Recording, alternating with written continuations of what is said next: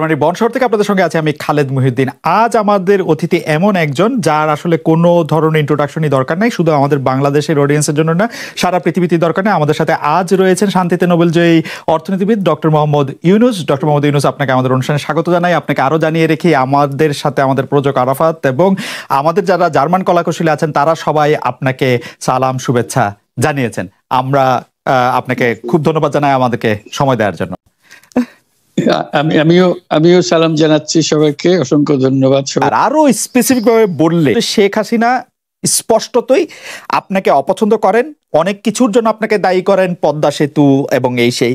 এর কারণ কি বলে আপনি মনে করেন? আপনাকে কি তিনি তার প্রতিদ্বন্দ্বী মনে করেন, নাকি সত্যি তার কাছে এমন কোনো তথ্য রয়েছে যে আপনার বিশাল কোনো রাজনৈতিক অভিলাষ রয়েছে?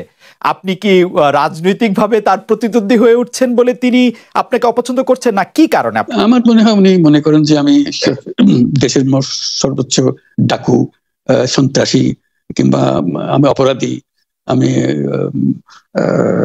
সেরা চোর, এই জাতীয় জিনিস মনে করেন। কাজে সেগুলো ব্যাখ্যা করেন উনি তার মুখে। উনি বলেন যে আমি সুদখোর, আমি ঘুষখোর, আমি সব এমন সব কটু শব্দ ব্যবহার করেন যাতে মনে হয় যে আমার সম্বন্ধে তার ধারণা খুবই খারাপ।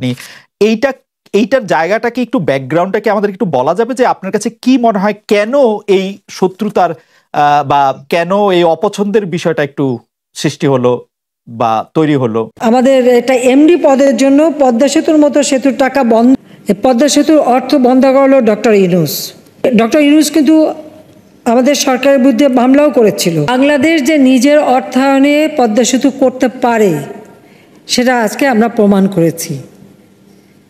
কিন্তু আমার মনে হয় আমাদের সকলের ওনাকে চিনে রাখা উচিত।